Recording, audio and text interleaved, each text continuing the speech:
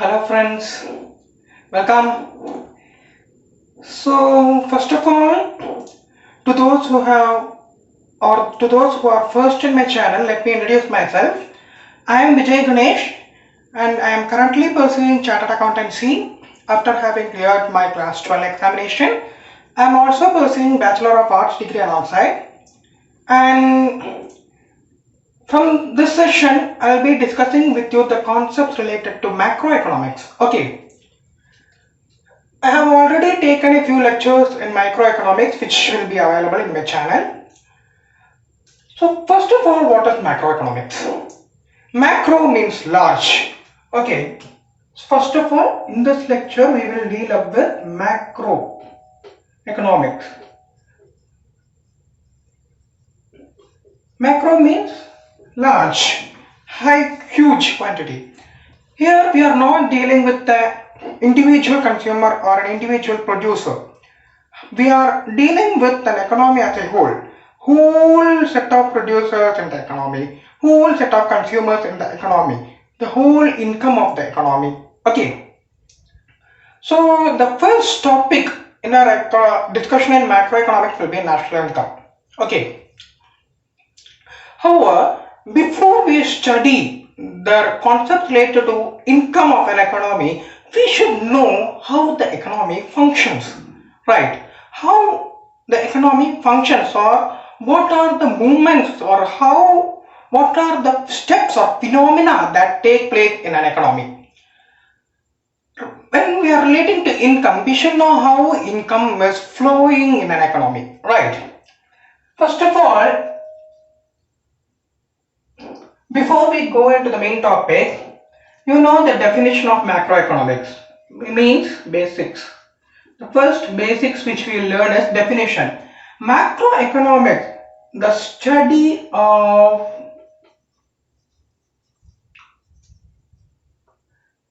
an entire economy or economic system.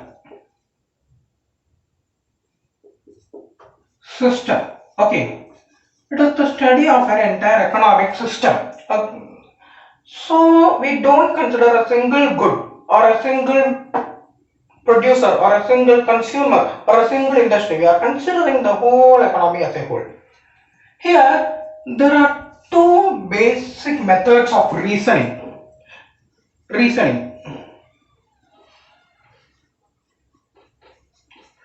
One method is induction. This is basically an example of microeconomics. Okay, we are taking small units and we are adding them up to get a whole. Let's say there are 10 units, or simple take 5, and we are adding them all 5 to 2 we are adding them to the 3 we are adding for one group and 2 for another group. These two together we are adding up for a whole. So we add up, pile up things in groups and such manners, and we add up to a whole. In economics, we consider individual producers, individual consumers, and we add up the producers to get industry. And we add up industries to get an economy. Okay, means industry to industrial system to economy. So such a method of economic analysis is called induction. We are piling up small units and we are getting a large one. Now there is another method called deduction. Okay, sometimes it will not be possible for us to study small units and add up to get a general conclusion. We will be able only to find the general conclusion. Say for instance inflation. Inflation we will know as a whole.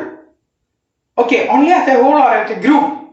So from that we will deduce how the impact will be for a single product, how the impact will be for a single category of consumers, or how the impact will be for a single producer or a single industry. So such a reasoning from bottom to top to bottom, from here to here and then to all, is called deduction. So these are the two basic methods of deduction we use in any science, and economics also it's applicable. Okay. Now there is another concept of stock versus flow.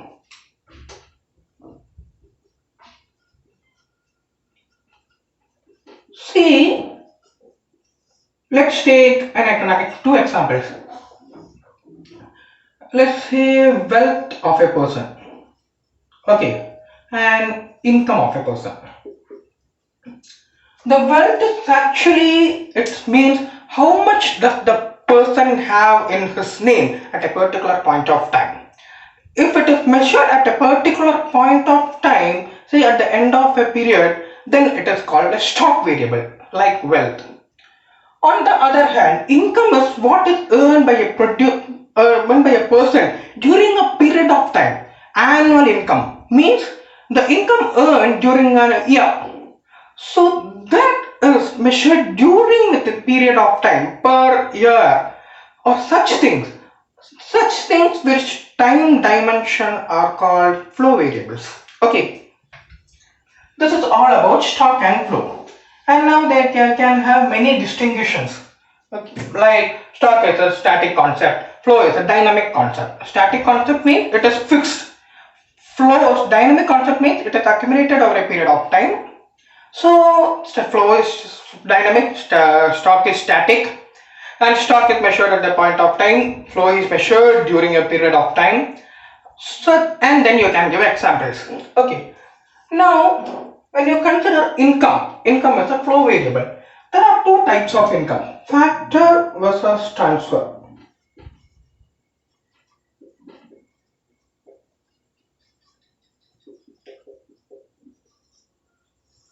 Okay, factor income versus transfer income. What is this? See, a person is going to an organization and he is working there. In return for that, he will be getting wages or salary, right? The employer will give him wages and salary because this person has rendered some service, the service of employment, the service of doing the job to the employer. So such incomes which are given in return for services which are called factor services. Factor services mean the services which are required for production. When the income is given for factor services, such an income is called factor income. Now, you may be getting some scholarship from someone. You will not be rendering them any service. However, it is given out of their own free will. They are giving you the scholarship. You are not giving them anything in return. Okay, you are not giving them anything in return. You are not getting the scholarship because you work them for it. If you work, you will be getting only salary. So, such a payment, scholarship, old age pension, such things which accrue to one person not because he or she has rendered any service in return, but it is given from unilaterally by some other person. This is called transfer income. Now, there are actually four sectors in an economy. Sectors in an economy. Sectors of an economy. Okay. First one is the household, firm, the government,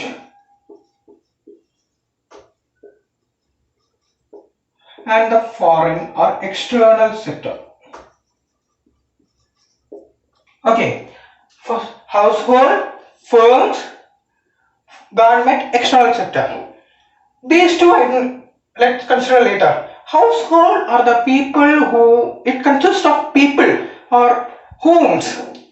These people, what they will do is, they are actually the human factor in the society.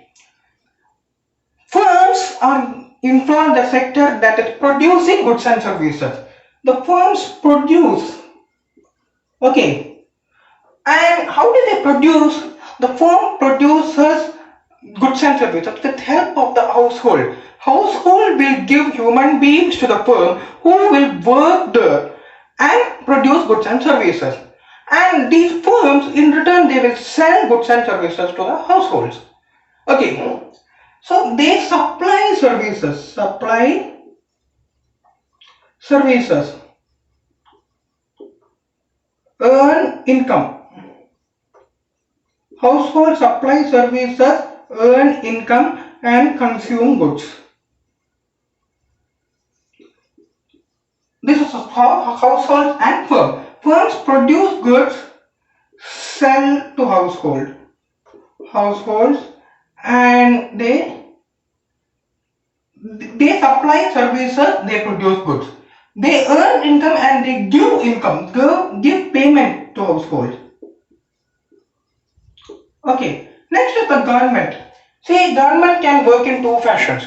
Either the government can enforce the law and order and welfare of the people, the general government function, or they can produce goods and services in the form of public sector undertakings. However, if the goods and services are produced by public sector undertaking, we do not consider them as government in our analysis here. Okay, we consider such things as firms. So whoever is producing goods and services, they will be considered as firm. Government will only do the function of enforcement and other things, etc. Okay. External sector, foreign. These two, actually we can consider the whole thing, but it is better we use the induction method and go step by step. These two we will consider later. These two together, an economy which has only these two sectors is called a closed economy. Okay. So first we will consider the circular flow of income, or the flow of income between sectors of an economy in the case of closed economy. That's all. So circular flow. See, there will be two components in circular flow. One is the real flow, means the flow of goods and services or factor services. Okay, for goods and services and factor services will be considered as real flow. Then the money flow of money, income or expenditure. This we will represent it by a straight dash, and this we will represent it by dotted dashes. First of all, let's take households, HH, and we have only two sectors, firms. What will happen here? The households will supply factor services to the firm. Factor services to the firm. And what will the firm do? Firm will in turn give factor income to the households. Now this is one step. This is before the production has taken place. Now after production, firms will sell goods and services to the households. The households, they will incur expenditure in order to purchase these goods and services. So for the same flow, there are two components. The households will supply factor services for the firms in order to produce goods and services, and the firms in turn will give factor income to the households. After the production, firms will sell the produced goods and services to the households, who in turn will pay the firms in the form of expenditure. However, we are assuming that nobody saves anything and nobody borrows anything. If there are savings, we introduce another thing called financial sector. Finance sector or financial system. Okay, if the financial system is taking place, households can put their savings into the financial system. Households can put the savings into their financial system. Firms also can put savings. Firms, if they have any savings, they can put in the financial system. The financial system will lend loans from these savings. They will lend loan to the firms in order to produce goods and services. Households can also take loan for consumption. However, Since this loan does not lead to any production activity, we are not considering that it as a part of circular flow of income. Okay, so households can put their savings into the financial system. Firms also can put their savings into the financial system. Firms can take loan to use them for productive activity, production. Okay, so this is about the circular flow in a two-sector economy. There are actually three phases of the circular flow. The first phase happens when the household supply factor services and firms in turn give firms produce goods. This is called the production phase.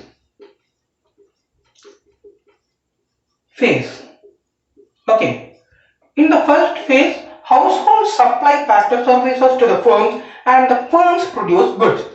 Then the second phase is the income phase. In the income phase, firms have already produced the goods and they in turn pay the households in the form of factor income. Income is generated in this phase. And in the third phase, it is the consumption phase.